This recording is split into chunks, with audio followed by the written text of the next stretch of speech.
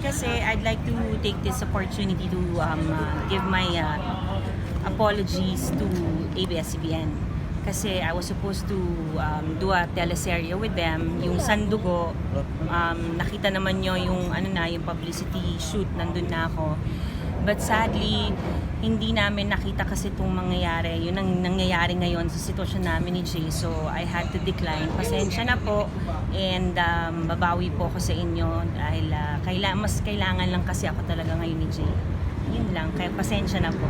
Pero nakapagpaalam ka naman. Nakapagpaalam ako na maayos po through Tito Boy. And then, humingi po ako ng pasensya kay Sir Deo po.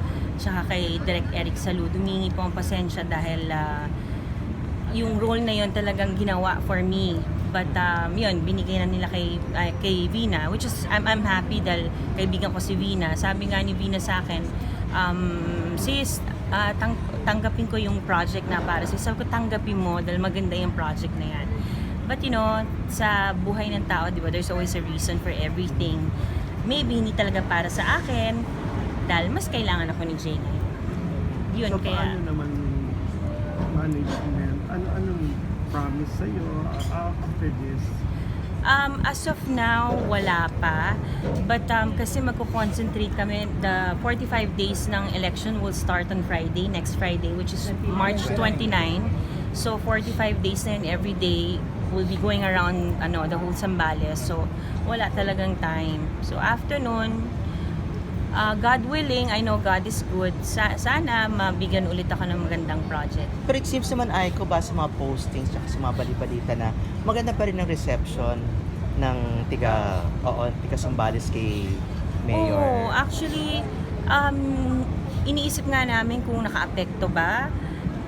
Parang parang mas gusto namin yung reception ng tao ngayon kasi yung pagyakap nila kay Jay, yung pagpapasalamat nila, ngayon ko lang nalaman this past few weeks na ganun pala siya kamahal ng mga tao sa Zambales. Ang dami pala niya nagawa.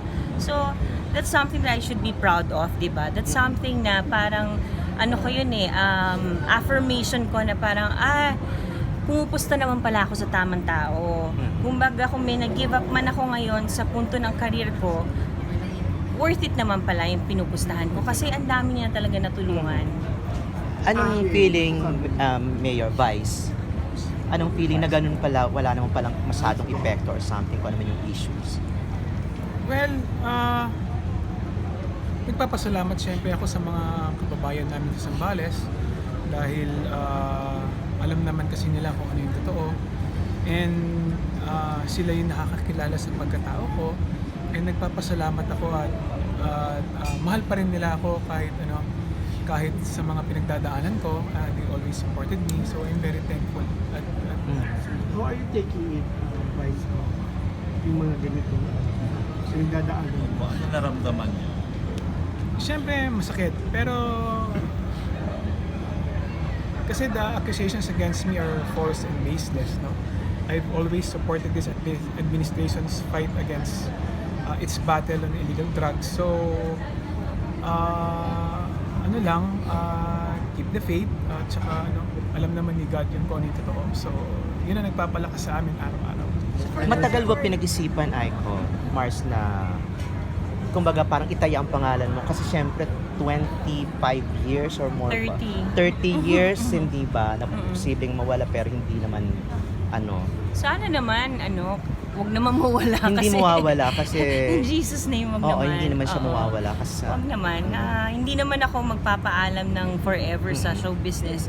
Ang pinaalam ko lang naman is pansamantala. Break na lang habang po. break lang po na perfect yun, Kuya Noni, na break lang na itong 45 days and then yung mga susunod na crucial lang until in Jesus name again na maupo siya sa Kapitolyo, matapos yun, okay na akong magtrabaho ulit kahit araw-araw na. Alin yung pinaka-issue talaga na nag-triggers sa'yo finally na nakakonvince na kailangan talaga samahan mo siya? Kadami ng mga issue. bukod sa love, of course. Syempre yung ma-accuse yung taong mahal mo ng isang bagay na alam mong hindi totoo. Masama man pakinggan, pero for him to be tagged as one of the narco politician na drug lord, parang that's something so unfair. Kasi if there's one person who knows Jay very well, that should be me. And I've seen his how he works. Wala akong nakitang illegal eh. Sa telepono niya, wala ako naririnig na may kausap na kaduda-duda. Even yung drivers niya, 10 years, 15 years, mga staff niya sa kanya, puro taon ang binibilang. Pinakamababa na taon ng staff niya is mga, 2 years. yan, yun ang pinaka-shortest the most is 20 years. And sila mismo ang nagva-vouch sa credibility ni Jay. So Mayor Jay, for the record,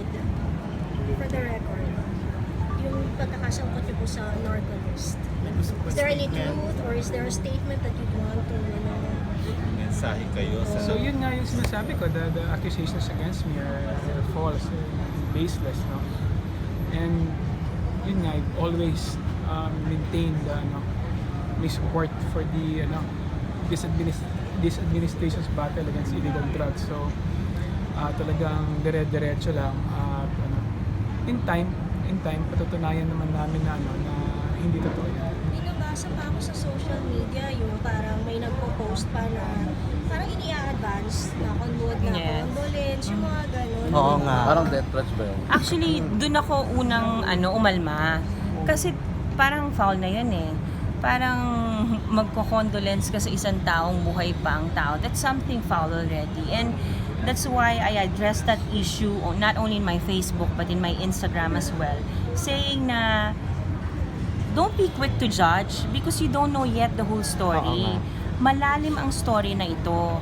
Hindi lang to sa mga nababasa nyo sa dyaryo o napapanood nyo sa TV. You know, in every story, there's always all sides.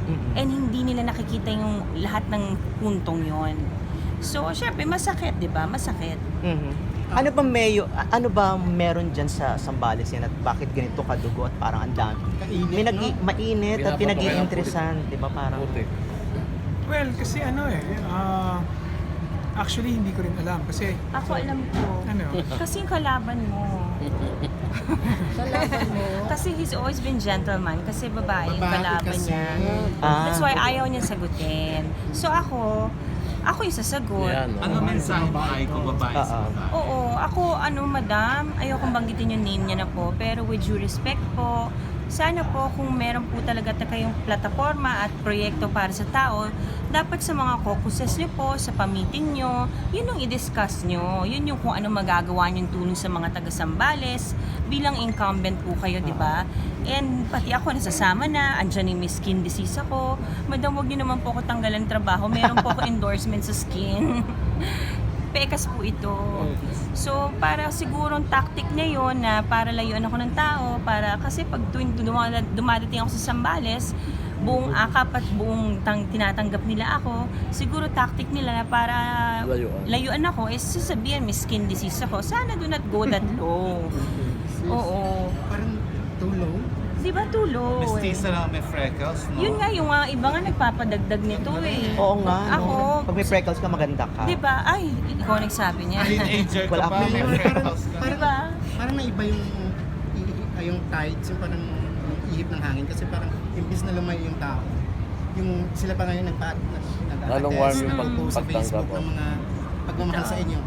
Anong pakiramdam? Reaction ba? Ben, talagang masayang-masaya kami, no? Masayang-masaya ako dahil pinaka-importante is nakita ng tao yung trabaho, alam nila yung ibinigay